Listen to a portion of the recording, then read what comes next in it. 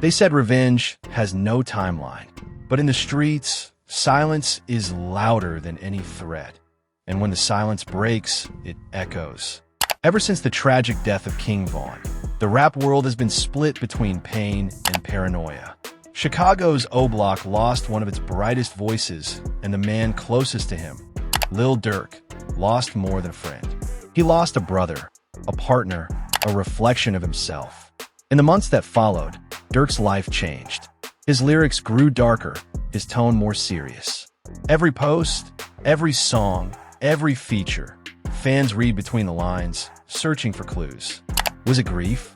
Was it rage? Or was it something else? Behind the cameras, the streets whispered about a plan, a move by OTF that wasn't just about music anymore. They said Lil Durk was done talking, that the message wasn't in interviews or tweets, but in how he moved, who he trusted, and what he built next. Every time Durk went quiet, rumors got louder. Every time he dropped a track, people called a warning. And now, with tensions high and old rivalries resurfacing, the world wants to know. Did Lil Durk and OTF create a strategy, a retaliation plan? Not through violence, but through power, unity, and legacy? This isn't just a story about revenge. It's a story about how pain turns into purpose, how loss transforms into leadership, and how one man used the memory of his brother to reshape the game from the inside out. Tonight, we dive deep into the untold side of the story, how Lil Durk's silence became his loudest statement, how OTF rose from the ashes of tragedy, and what really lies behind the phrase. Durk is striking back. This is not just hip-hop history. This is the other side of the war, the part the headlines missed. Welcome to Rap Shock. And in many ways, that's exactly what Durk did. He doubled down on his label, signing new talent, giving young artists from Chicago the same chance he once gave Von. He began expanding OTF's reach, launching clothing, investments, and collaborations that turned pain into progress. Yet, no matter how successful he became, the loss never left him. In interviews, Durk avoided speaking about that night. You could see it in his eyes, the hurt, the weight, the memories he couldn't escape. He didn't need to talk about revenge. His silence said everything. His way of striking back wasn't through destruction, it was through domination.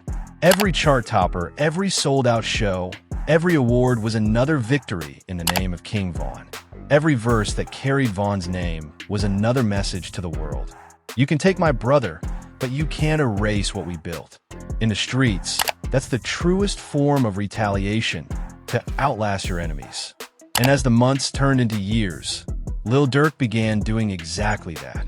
Still, somewhere deep inside, the fire never died.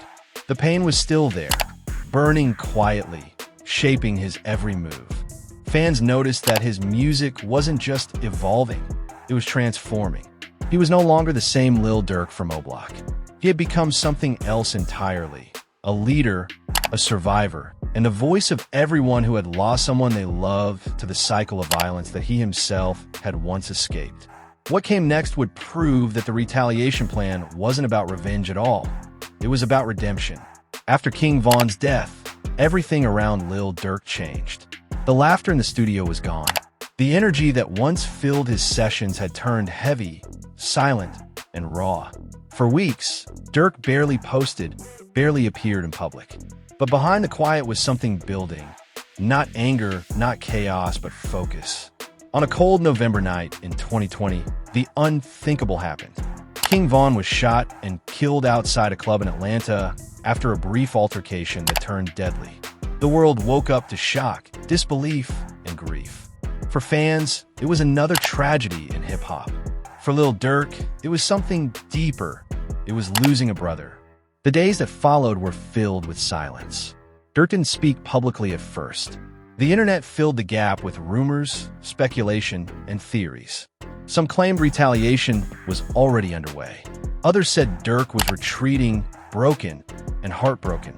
But those who really knew him said nothing, because they knew what silence meant. Behind closed doors, Durk wasn't just grieving, he was planning. But not the kind of plan people expected. He wasn't talking about revenge through violence. He was talking about rebuilding, making sure Von's legacy didn't die that night. He wanted OTF to become more than a label. He wanted it to be a movement. In the music industry, grief often turns into art, and that's exactly what Durk did. His next few releases were heavier, darker, filled with emotion and coded pain. Lines that once sounded like flexes now felt like eulogies. When he said, "I lost my brother," it wasn't just another lyric, it was a wound bleeding through the beat. Every time Durk stepped on stage after Von's death, the crowd could feel the shift. His energy had changed. The smiles were rarer. The focus was sharper. The man who once chased hits was now chasing meaning. He poured everything he had into his craft, carrying Von's name in every verse, every tour, every tribute. Still, the whispers never stopped. In the streets and online, people claimed OTF was plotting behind the scenes, not through bullets, but through business. Some fans called it the Retaliation Plan, a mission to take over the industry, silence the doubters, and build a legacy so powerful that no one could erase Von's name. And in many ways, that's exactly what Durk did. He doubled down on his label, signing new talent, giving young artists from Chicago the same chance he once gave Von. He began expanding OTF's reach, launching clothing, investments, and collaborations that turned pain into progress. Yet, no matter how successful he became, the loss never left him. In interviews, Durk avoided speaking about that night. You could see it in his eyes, the hurt, the weight, the memories he couldn't escape. He didn't need to talk about revenge. His silence said everything. His way of striking back wasn't through destruction, it was through domination. Every chart topper, every sold-out show, every award was another victory in the name of King Von. Every verse that carried Von's name was another message to the world. You can take my brother, but you can't erase what we built. In the streets, that's the truest form of retaliation, to outlast your enemies. And as the months turned into years, Lil Durk began doing exactly that. Still, somewhere deep inside, the fire never died. The pain was still there, burning quietly, shaping his every move. Fans noticed that his music wasn't just evolving, it was transforming. He was no longer the same Lil Durk from O Block.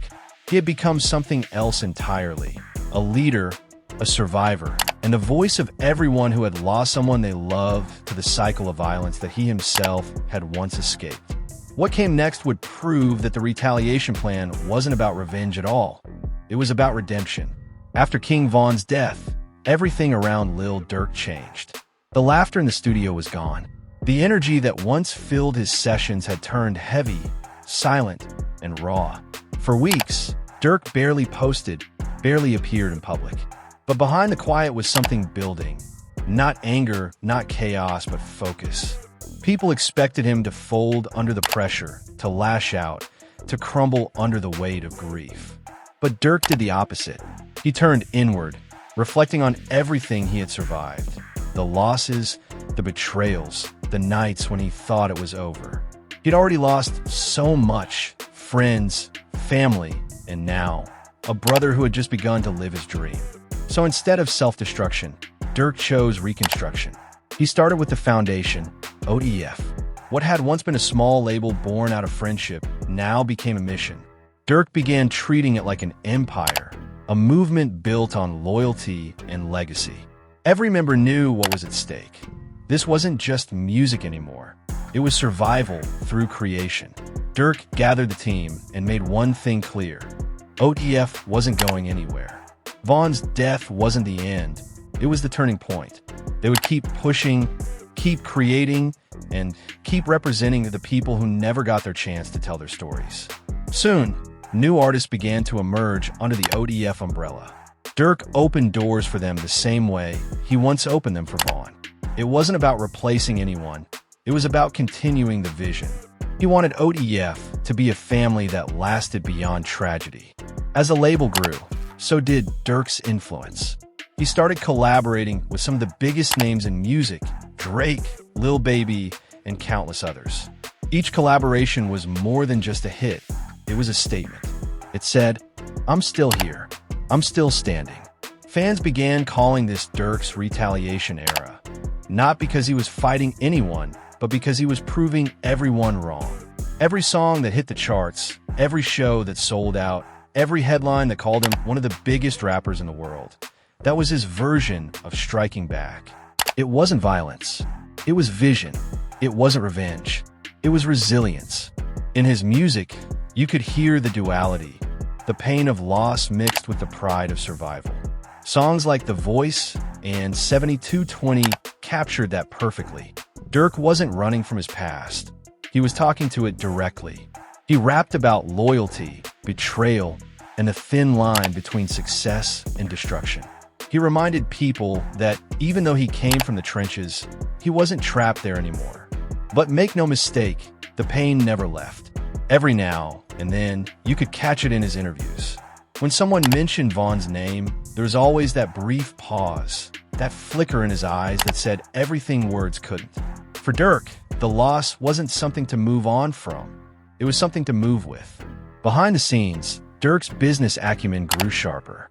He began investing in real estate, launching merchandise lines, and positioning OTF as not just a label, but a brand that symbolized loyalty and legacy. Every young artist who joined the camp was taught one thing. This is about family, not fame. Fans noticed a new discipline in Durk's lifestyle. No more reckless headlines, no unnecessary drama. He'd learned that one slip-up could destroy everything he'd built. Now, he moved differently, quiet, strategic, like someone who knew every decision carried weight. The industry noticed too. Where people once saw another drill rapper, they now saw a mogul in the making, someone transforming pain into power. His tours became more polished, his visuals cinematic, his message broader. He wasn't just representing O-Block anymore. He was representing every artist who had ever been doubted, every kid from the trenches who wanted out. Still, the streets talked. Rumors about OTF's revenge plan began spreading online. Some fans believed Durk was sending subliminal messages through his songs, coded bars that hinted at deeper meaning. Others saw it as nothing more than artistic expression, the catharsis of a man dealing with trauma through his music. Durk never confirmed or denied anything. He didn't have to. His silence became his strategy. In an age where everyone rushes to respond, Durk's refusal to engage made him unpredictable and powerful. In interviews, when asked about Von, he'd simply say, "I miss him every day." That was it. Short, honest, heavy. Behind that simplicity was a world of emotion. Pain, loyalty, guilt, and pride all mixed into one sentence. What kept him going was purpose. Durk had realized that his best form of revenge wasn't to destroy, but to build. To become so successful, so influential, that no one could ever question his legacy or Von's. Every show where the crowd screamed Von's name was a victory. Every new OTF artist that made it big was proof that the vision was still alive. Every platinum plaque was another way to honor his fallen brother. It was clear now the retaliation plan wasn't about violence. It was about domination through legacy. And in that mission, Durk was unstoppable. By 2022, he had cemented his place as one of the most respected rappers in the game. No longer defined by controversy, he was defined by consistency. His music matured, his storytelling deepened, and his audience grew beyond the drill scene. For fans who had followed him from the beginning, it was inspiring. They watched a kid from Chicago's hardest neighborhoods transform into a global superstar, without losing the authenticity that made him who he was. But even as Durk stood at the top, the past never completely disappeared. The loss of King Von remained the emotional anchor of his journey, a reminder of how far he had come and how much it had cost. The war wasn't over. It had just changed form. And while the streets waited for blood, Durk was busy building an empire. That was his strike back. That was his revenge. By the time Lil Durk fully stepped back into the spotlight, the world could feel the difference. He wasn't just another artist chasing hits. He had become the voice of pain, loyalty, and perseverance. Every verse he dropped carried the weight of experience, and every success he achieved seemed to echo with King Von's name. The transformation wasn't just musical, it was personal. Durk was evolving right in front of his fans' eyes. He went from being a street rapper to becoming the symbol of what it means to survive the chaos and still rise above it. But what made this new chapter special was that Durk didn't do it alone. He made sure OTF grew with him. Under Durk's guidance, OTF became more than just a collective. It was a movement, a lifestyle, a brotherhood. Every artist signed under OTF carried the same hunger, not just for fame, but for respect. They saw what happened to Vaughn, they saw the pain that followed, and they were determined to make sure that pain meant something. Durk poured his energy into nurturing the label's talent. Names like Buka 600, Memo 600, and Duty Low began gaining recognition. OTF was turning into a factory of authenticity. Artists who lived what they rapped and who stood by the same code. Loyalty before everything. The fans could feel it too. They weren't just supporting an artist anymore. They were supporting a family that had turned trauma into triumph. Every OTF release felt like another piece of a bigger picture, another layer of a story still being written. Meanwhile, Durk's own music began reflecting his inner transformation. Songs like Aha, Piss Me Off, and 7220 weren't just tracks. They were chapters of a personal diary. He wasn't hiding behind metaphors anymore. He was facing his pain head-on. He talked about the paranoia, the sleepless nights, the people he lost, and the weight that came with success. For Durk, every bar was therapy. For fans, every song was a lesson in resilience. But in the streets, and even in the industry, people started whispering about something deeper, the silent retaliation. Unlike others who let grief consume them, Durk had turned it into motivation. Every time someone doubted him, he delivered a hit. Every time critics questioned his consistency, he dropped another project that charted higher than the last. Every move seemed calculated, not in revenge, but in legacy. The message was clear. He wasn't fighting fire with fire. He was fighting it with success. The symbolism became powerful. Every OTF concert, every mural, every lyric about Vaughn reminded people that King Vaughn wasn't gone. His presence lived through Durk's actions. OTF wasn't mourning anymore. They were moving. And as the movement grew, so did the myth. Fans began calling Durk the Voice, not just because of his sound, but because he spoke for everyone who didn't make it out. He gave pain a purpose. He gave loyalty a sound. Still, fame came with pressure. The bigger Durk got, the louder the noise became. Fake news, online beefs, and rumors of street drama that never seemed to die. But instead of engaging, Durk mastered the art of silence. He learned that peace was the strongest response. When the world expected chaos, he gave them calm. When they expected him to react, he gave them results. That's when fans truly understood. This wasn't just a revenge story anymore.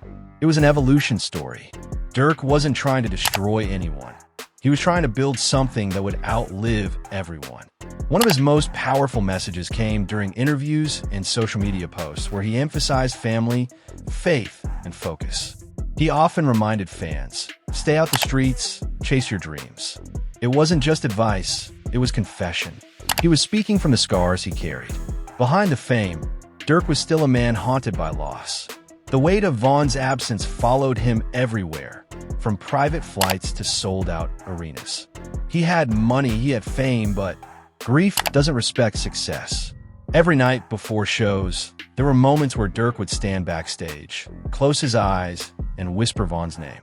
For him, every crowd, every cheer, every light was for both of them. What made this era of his life so powerful wasn't that he escaped the pain. It was that he embraced it, molded it, and turned it into something the world could learn from. By now, fans had fully embraced the idea that Lil Durk's retaliation plan wasn't about war, it was about winning.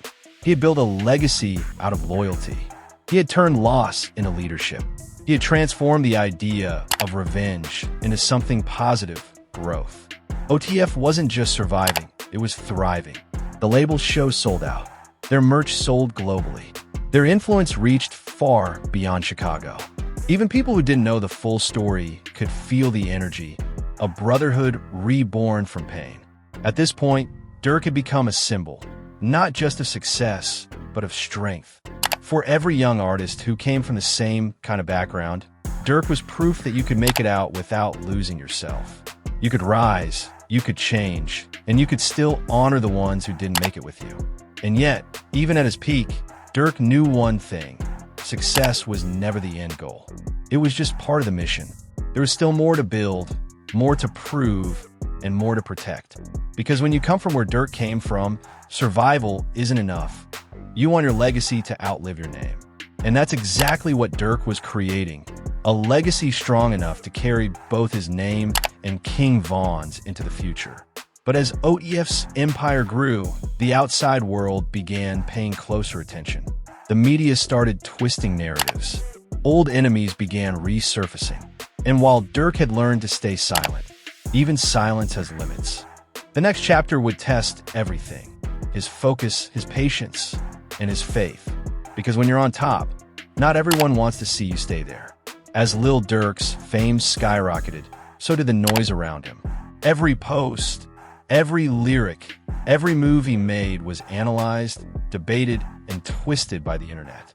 The same platforms that once celebrated his success now turned his pain into content. And yet, through it all, Durk stayed quiet. That silence, though, spoke louder than words. Fans called it discipline. Critics called it mystery.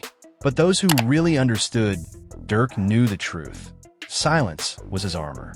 Because in a world where every word can be turned into a headline, staying quiet is the most powerful statement you can make. After King Von's passing, the internet became obsessed with narratives. YouTubers speculated about revenge. Bloggers posted clickbait titles. Trolls flooded comment sections with rumors and assumptions. But Durk refused to feed it. Instead, he let the music do the talking. Each track he released carried fragments of his story: grief, survival, guilt, and determination. You could hear it in his tone. He was fighting demons far bigger than any street rivalry. He was fighting the weight of expectation, of being the voice, of representing an entire culture while carrying his own pain. But the pressure was real. Behind the scenes, Durk faced what most never saw: mental fatigue, anxiety, and the constant fear of losing more people he loved. He once said in an interview, "When you come from where I'm from, losing people becomes normal, but it shouldn't be." That line stuck with fans because it revealed the side of Durk that wasn't seen in headlines: the human side. Still, the media wasn't letting go. Every time something happened in the streets, Durk's name found its way into the conversation, even if he had nothing to do with it. Every social media post became evidence. Every lyric became a confession. And yet, through all of that, Durk's silence became his retaliation. Instead of responding to accusations, he responded with achievements. When people doubted him, he dropped another hit. When critics said he was fading, he sold out another tour. When rumors tried to pull him down, he built OTF higher. It became clear that Durk had mastered the art of emotional warfare. His revenge wasn't through anger, it was through endurance. To outsiders, that kind of restraint looked like peace. But inside, it was a battle. Because even though Durk had learned to stay quiet publicly, the pain was still there, eating away, pushing him to go harder, move smarter, and protect everything he built. He became obsessed with loyalty.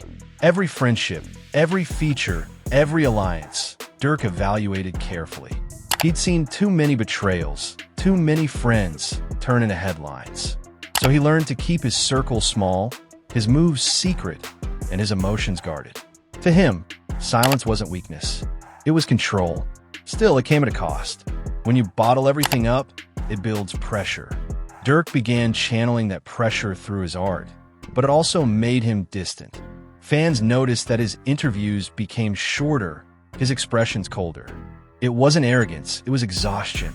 Because in Durk's world, every loss left a scar, and every success came with a reminder of who wasn't there to see it. The turning point came when he dropped 7220. It wasn't just another project, it was his most personal work yet. Named after his grandmother's house address, 7220 felt like Durk opening his soul, confronting the ghosts of his past while standing proudly in his present. It was a letter to his old self, to his family, to the people who doubted him, and to Vaughn. In that album, you could hear a man trying to make peace with his pain. He wasn't seeking validation anymore. He was seeking balance. And through that honesty, Durk's fanbase only grew stronger. They didn't just listen to his music, they felt it. They related to his story, the idea that no matter how broken you are, you can rebuild. Meanwhile, OTF continued expanding. The label began hosting charity events, giveaways, and community projects. It wasn't about PR, it was about giving back. Durk understood that if he wanted to truly honor King Von's legacy, he had to uplift the next generation. But the streets never rest. Even as Durk tried to move forward, drama followed him like a shadow. Social media continued connecting his name to situations he had nothing to do with. And while he tried to keep peace, not everyone around him shared the same calm. That's the curse of success when you come from struggle. You can change a mindset, but not everyone will follow. Durk's silence started being misinterpreted. Some saw it as guilt, others as strategy. But for Durk, it was neither. It was simply survival. He had learned that words could destroy everything faster than bullets ever could. So he stopped talking and started moving with intention. Through all the noise, the message of OTF became clear. We don't respond, we rise. Every new artist signed, every concert sold out, every plaque earned. It was part of a bigger picture. Durk wasn't seeking revenge on one person or one situation. He was proving something to everyone, that no matter what happens, OTF will always stand tall. This was retaliation through longevity. Because in the end, the loudest statement you can make is lasting longer than those who doubted you. Durk was no longer just a rapper. He was a symbol of transformation. A man who turned silence into strength, grief into greatness, and revenge into resilience. But just as peace seemed to find him again, the storm started brewing once more. New rivalries emerged. Old wounds reopened, and whispers of betrayal began circulating within OTF itself. The same silence that once protected Durk was now starting to isolate him. The question now wasn't whether he could survive the outside world, but whether he could survive the world he built. As time moved forward, one thing became clear. Lil Durk had survived everything meant to destroy him. The hate, the rumors, the pain, the grief, all of it became fuel for his evolution. What began as tragedy had turned into triumph, and OTF had become more than a record label. It was a living legacy built on loyalty, sacrifice, and endurance. Durk had learned the hardest lessons life could teach. He learned that loyalty doesn't always guarantee peace. He learned that silence is powerful, but can also be lonely. And he learned that success doesn't erase pain. It only gives you new ways to carry it. But through it all, he stayed focused. Every studio session, every performance, every feature was another brick in the empire he and King Von dreamed of building. And while Von's physical presence was gone, his spirit became the heartbeat of everything OTF stood for. Durk didn't just keep Von's name alive through lyrics. He built entire projects that felt like conversations between them. When he rapped about loyalty, fans heard Von. When he spoke about revenge, they felt the ghost of the streets that made both men legends. And when he talked about family, they saw OTF, a brotherhood forged in fire. Even through the losses and challenges, OTF continued to grow. Durk started mentoring young rappers, investing in artists who shared his vision. He wanted to prove that the streets didn't have to end in sorrow, that there was always another way. His story had now become a blueprint, not just for success, but for survival. Lil Durk had transformed from the voice of pain to the architect of power. His retaliation wasn't through destruction, it was through legacy. Because in the end, that's the ultimate victory. Not to fight back with anger, but to build something so strong that no one can ever take it away. The war that started with loss ended with leadership. The boy from O Block became a man the world respected. And the name King Von lives on through every OTF record, every performance, every heart that still believes in loyalty. This is the true meaning of Lil Durk Strikes Back. Not with bullets, not with revenge, but with legacy, loyalty, and longevity. Durk's silence became his story. His pain became his platform, and his music, his message to the world, became proof that even in darkness, you can find light if you refuse to quit. No matter what the world throws at him, Lil Durk stands as living proof that pain can be transformed into progress, that loyalty can outlive violence, and that the loudest retaliation is success that never stops. For the young generation watching, Durk's journey isn't just a story about rap. It's a story about resilience, about how to keep your soul when the world tries to take it, and about how to turn your scars into symbols of strength. That's what OTF represents. That's what King Von stood for. And that's what Lil Durk continues to carry. If you felt that story, if you believe that real pain can create real legends, then you're exactly where you need to be. This is Rap Shock, the home of truth behind the music.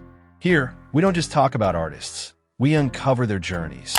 The pain, the power, the purpose, everything that shapes the greatest names in hip-hop history. So if you want more stories like this, real stories that show the heart behind the fame, make sure you hit subscribe, drop a like, and turn on that notification bell so you never miss an upload. Every week, Rap Shock dives deeper into the untold sides of your favorite rap icons. Because every lyric has a story, and every story deserves to be told. Stay loyal, stay focused, stay shocked. Collision. This is Rap Shock.